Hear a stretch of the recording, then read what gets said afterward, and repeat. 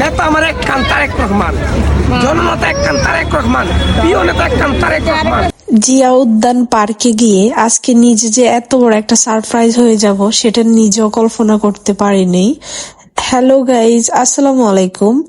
এখন কিন্তু ঢাকা শহর একদম শান্ত স্বভাবের একটা শহর হয়ে গেছে, একদম ঈদের মতো শহর হয়ে গেছে, কারণ সরকারি বেসরকারি সবগুলো একদম ছুটিতে আছে। তো আজকে 11 তারিখ আর কালকে কিন্তু 12 তারিখ ভোটের দিন। আর রাস্তাঘাটে সব কিন্তু পোস্টার আর পোস্টার গাইস, পুরো ঢাকা শহরে এভাবে পোস্টার। আর আজকের দিনে কিন্তু আমরা যাব একটু ঘুরতে, কারণ ঢাকা শহরের ভিউ অনেক সুন্দর, অনেক নিরিবিলি। এসব রাস্তা দিয়ে হাঁটার মতন অবস্থা থাকে না, কিন্তু এখন কোনো জ্যাম নাই। আর আজকে জীবনে প্রথমবার খুব সামনে থেকে কিন্তু আমরা সংসদ ভবন দেখলাম। তো তোমরা ঢাকা শহরের ভিউটা জাস্ট একবার দেখো গাইস, কি নিরিবিলি একটা শহর। যে রোড পার হইতে কিনা এত এত সময় লাগে, সে রোড কিন্তু খুব সহজেই পার হয়ে গেছি।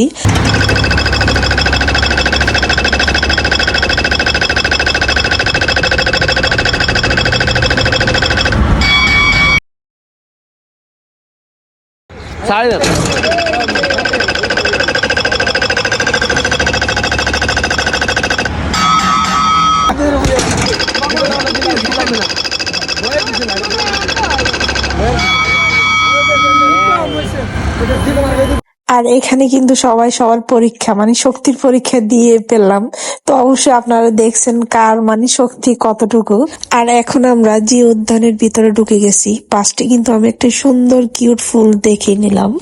আর এটা কিন্তু আমার মাস্কের ভিতরে কিন্তু হিজাবের পাশে গুছিয়ে নিলাম। তারপরে কিন্তু ফুটপাতের থেকে একটা কফি নিলাম গাইস। আজকের কফিটা এত বাজে ছিল যেটা আমি খেতে পারলাম না। তো কফি খেতে খেতে কিন্তু জিয়া উদ্যানের ভিতরে যাবো। আমরা তার মাল পয়সাটা কিনে নেবে, একটা জিনিস তেমনি দেয় না বাবা। ছবি উঠে দিয়ে দিব না বাবা, দেন না বাবা, একটু ছবি উঠে না বাবা, হবে না। আহা, এটা কোনো কথা? তো আমি এই আন্টিটার সাথে দুষ্টামি করতেছিলাম। আমি জানি ওনারা এভাবে ফুল দেয় না ভিডিও করার জন্য, তবে একটু দুষ্টামি করতেছিলাম, দেন আন্টি আমাকে দেন, আমি ছবি তুলে দিয়ে দিব। উনি তো দিবে না। তো আমরা এখন উপরে উঠে যাবো গাইস। পাহাড়ের মানুষ কিভাবে উঠে জানি না, আমি এই সামান্য উঁচুতে উঠতেই পারিনি, অনেক কষ্ট করে উঠছি। আর উঠি তো আমি একদম সারপ্রাইজ হয়ে গেছি, কারণ এটা নাকি খালেদা জিয়ার কবর। তো এখানে এসে যে খালেদা জিয়ার কবর দেখবো এটা আমরা কখনোই ভাবিনি, আমরা জানিও না এখানে খালেদা জিয়াকে কবর দেওয়া হয়েছে। তো আমরা ভিতরে ঢুকছি আর দেখি এখানে দুইটা কবর, একটা জিয়াউর রহমানের কবর আর একটা খালেদা জিয়ার কবর। তো কবর দেখে মানে মনের মধ্যে একটা জিনিস ফিল হইতেছে যে মহাকালের সমাপ্তি এখানেই শেষ। তো উনি আসলে কার কাছে কেমন সেটা আমি জানি না, কারণ আমি কখনোই তাকে ক্ষমতায় দেখি নাই, যেটা সত্যি কথা। আমার মনে পড়তেছে না যে তাকে আমি কখনো ক্ষমতায় দেখছি। তবু তার জন্য কেন জানি না একটা মায়া কাজ করতেছে, মায়া একটা থেকেই যাইতেছে তার জন্য। কারণ তার অনেক বক্তব্য আমি শুনছি, অনেক কথা, অনেক কাহিনী আমি শুনেছি। তো তার কথার মধ্যে একটা কথাই আমার সবচাইতে বেশি ভালো লাগছে, সেটা হচ্ছে তিনি বলেছেন, দেশের বাইরে আমার কোনো ঠিকানা নেই, এই দেশ আমার ঠিকানা, এটাই আমার ঠিকানা। তো গাইস, আজকে আমার কণ্ঠটা একটু ব্যতিক্রম লাগতে পারে, কারণ আমি অসুস্থ।